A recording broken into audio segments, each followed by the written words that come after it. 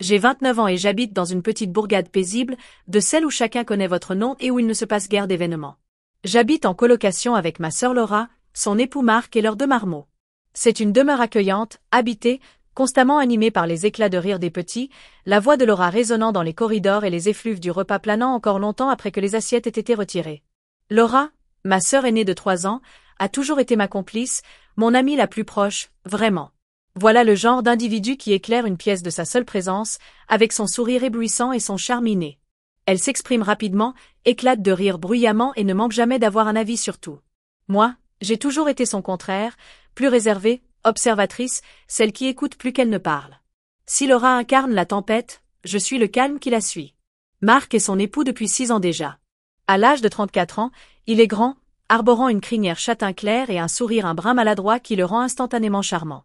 C'est le genre d'homme qui rend la paternité facile, toujours prêt à plaisanter avec les marmots, toujours là pour filer un coup de main.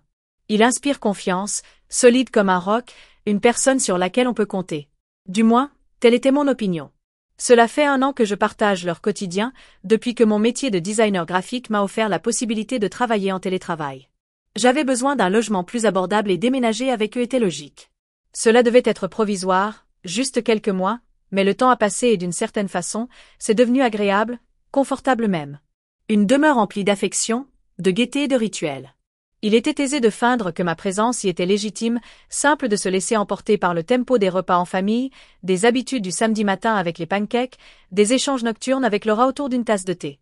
Tout était normal, sans histoire, jusqu'à ce fameux jour. Le jour où tout a changé, le jour où j'ai arrêté de percevoir Marc uniquement comme l'époux de ma sœur.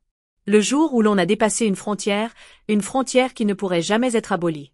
C'était un samedi en février 2025, une journée douce où le soleil se faufile à travers les fenêtres, laissant des traînées dorées sur le parquet. Laura avait pris avec elle les marmots, Tommy, 5 piges, un vrai moulin à paroles, et Lily, 3 ans, mignonne mais butée, pour rendre visite à ses beaux-parents, à 1 heure de bagnole.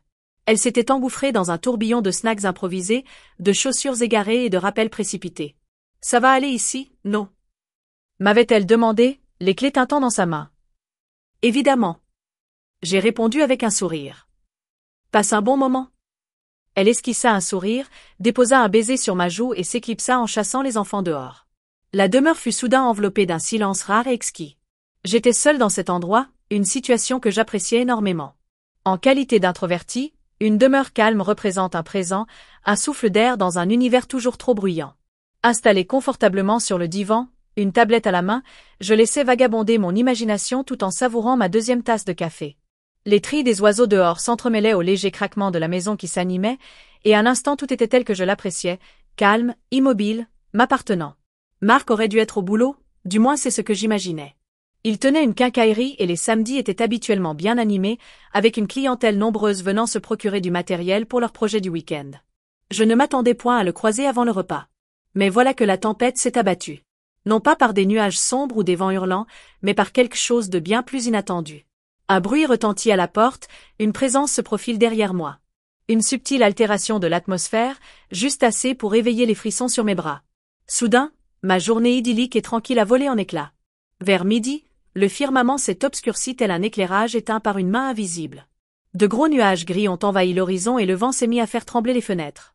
J'ai jeté un œil à mon portable, des notifications météo clignotaient, prévoyant une tempête imminente. Et vint la pluie, martelant le toit avec une intensité telle qu'elle évoquait le roulement d'un tambour. Je n'avais point de soucis. Les tempêtes ne me font pas peur. Je viens de allumer une lampe, de tirer une couverture sur mes genoux et de continuer à travailler. Soudain, le noir complet. Un bruit de tonnerre puissant et tout s'est plongé dans l'obscurité. L'écran, les lueurs, le chargeur de ma tablette. La demeure s'est plongée dans un silence total, perturbé uniquement par le bruit de la pluie.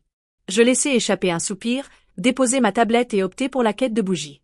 Laura conserve toujours des provisions dans sa cuisine. J'ai donc progressé dans l'ombre, frôlant les parois du bout des doigts. C'est à ce moment-là que la porte d'entrée a claqué.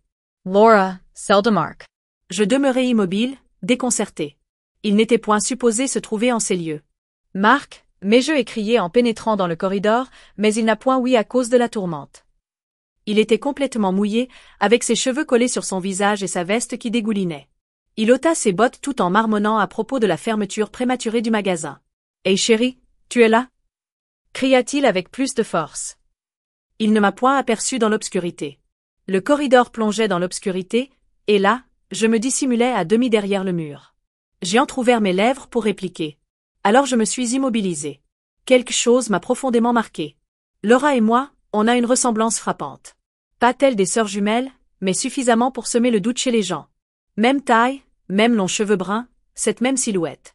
Il arrive fréquemment que l'on nous confonde, particulièrement de dos ou à la lueur douce d'une pièce. Et là, à ce moment précis, avec la maison plongée dans l'obscurité et la pluie brouillant la vue, j'ai compris qu'il pensait que j'étais elle. Quel jour épique! Il haussa les épaules tout en ôtant sa veste. Il s'avança vers moi, ou plutôt vers celle qu'il croyait être Laura. Et juste avant que je puisse ouvrir la bouche, il a saisi ma main. « Viens, allons nous réchauffer. » Mon cœur a fait un saut dans ma poitrine. J'aurais dû ôter ma main. J'aurais dû exprimer « Marc, c'est Rachel, c'est moi. » Je n'ai point accompli cette action. Je me suis tue. Je ne saurais dire pourquoi. Peut-être le choc, ou la curiosité, ou quelque chose de plus profond que je n'osais point avouer. Sa main, chaude et rugueuse à force de labeur, m'a doucement entraînée vers leur chambre.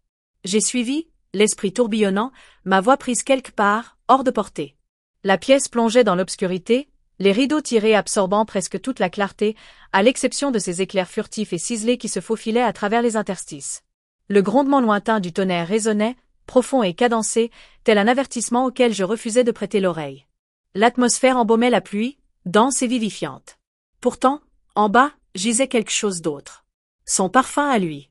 Marc était assis à sa table, le regard perdu dans ses pensées.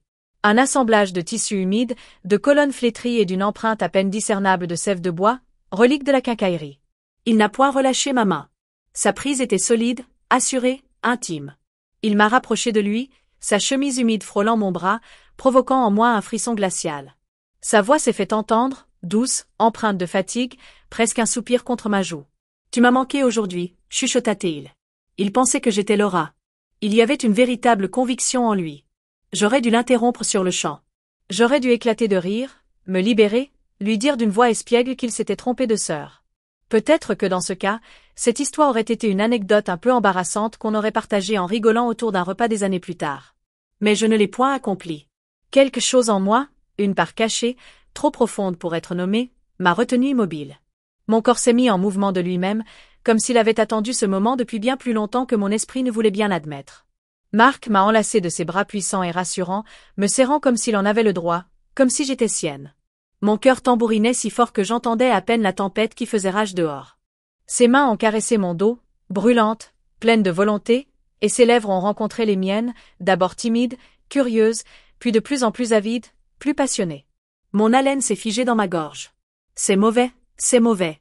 Pourtant, mon corps refusait catégoriquement. Ma peau vibrait d'une énergie nouvelle, palpitante, comme elle ne l'avait plus ressentie depuis des lustres.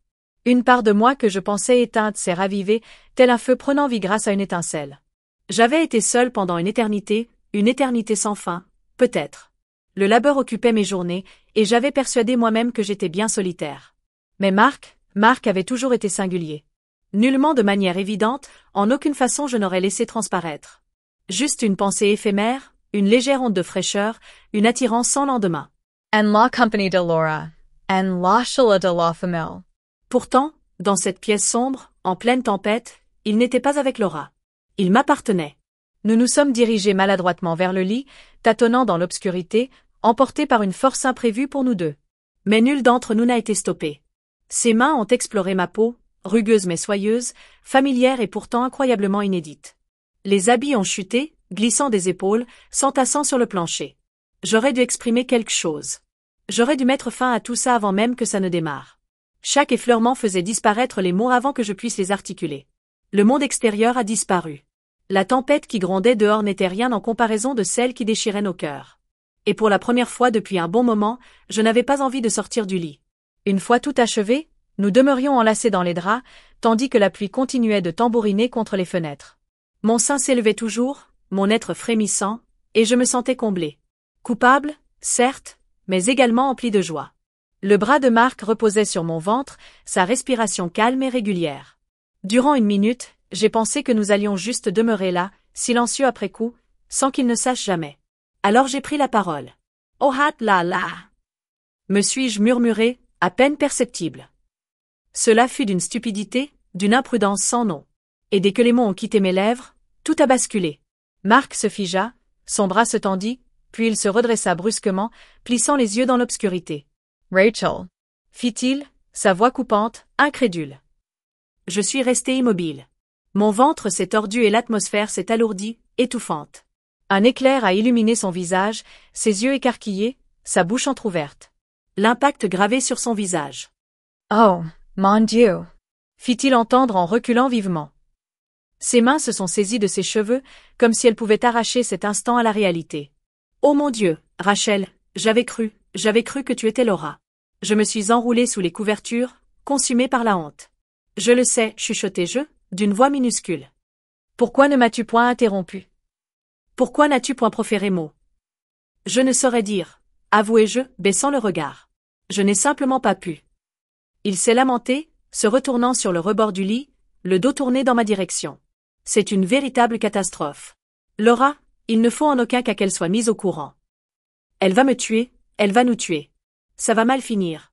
Elle n'en saura rien, répondis-je promptement en me redressant. Mark, mon cher, il faut que tu m'écoutes, c'était une bévue. Tu n'en as pas voulu. Je n'ai point cessé, mais mes lèvres resteront scellées, je te le promets.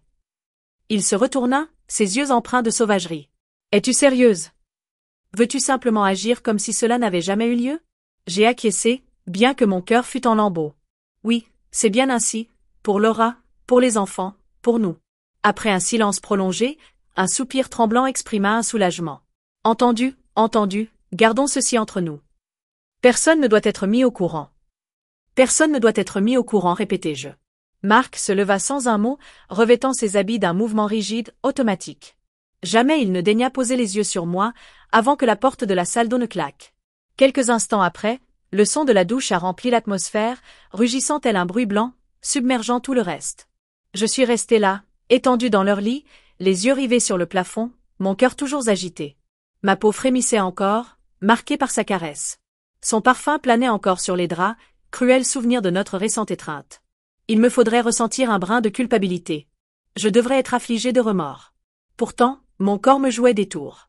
Il subsistait toujours cette sensation, cette chaleur, ce désir pour quelque chose que je savais être hors de ma portée. Je n'aurais su faire. Encore une fois.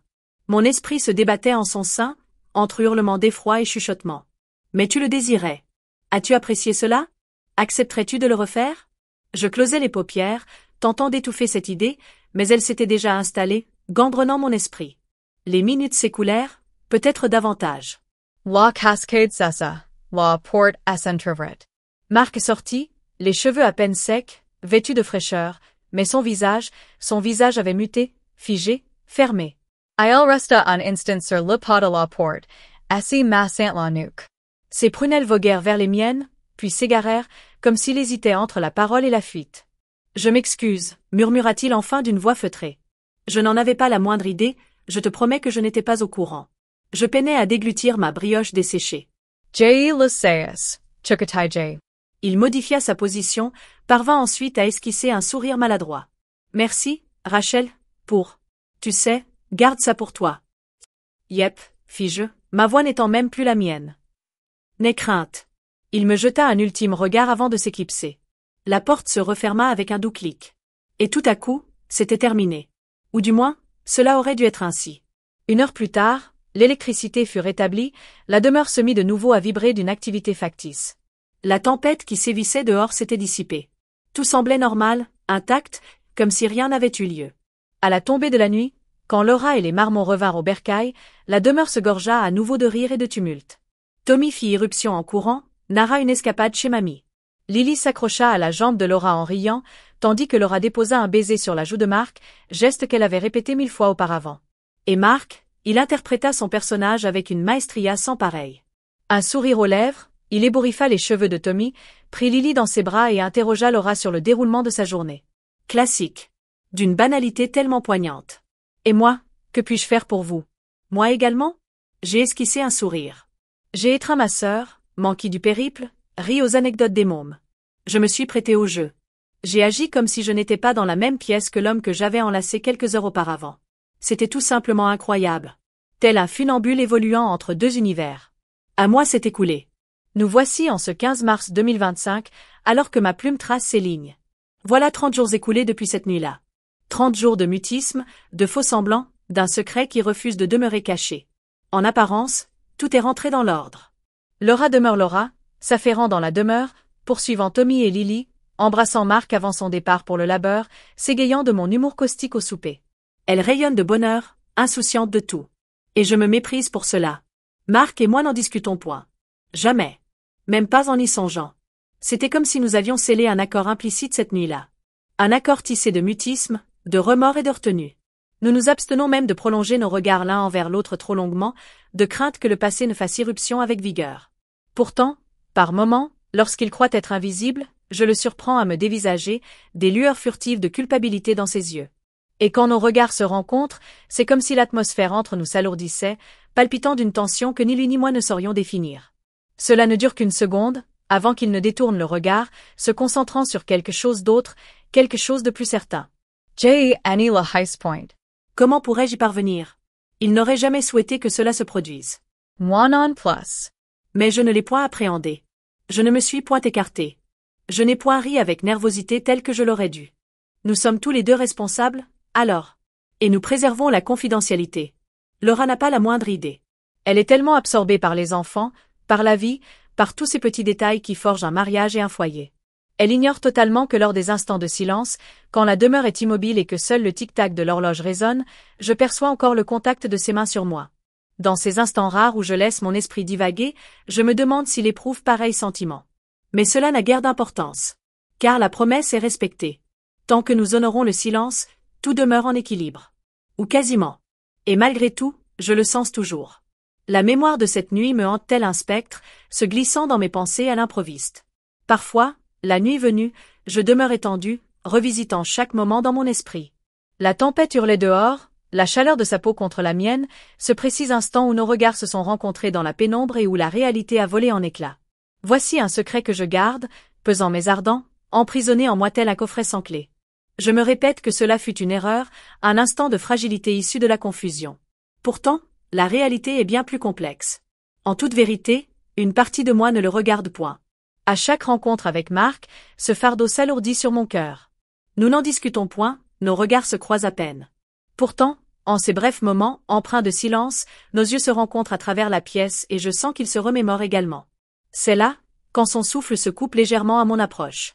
Ses doigts frémissaient, comme s'il se battait contre le désir de me caresser. Et à ces instants, je me questionne, est-il navré pour nos actes, ou bien simplement navré d'avoir été pris au piège d'une situation indélébile? Laura rit, sa main se glissant naturellement dans la mienne, et moi, je souris comme si rien n'avait changé. Pourtant, en mon fort intérieur, je me sens comme si je marchais sur le fil d'une lame. Une seule erreur, un seul mot mal avisé, et tout sera perdu. Je me demande si ce mystère demeurera enfoui pour l'éternité. Peut-être qu'un jour, il refusera de demeurer caché, déchirant tout ce que nous avons essayé de sauvegarder. Il se pourrait qu'un lapsus survienne, un regard trop insistant, ou bien quelque chose de plus profond, quelque chose d'impossible à ignorer. Mais pour le moment, je demeure muet. Et lui également.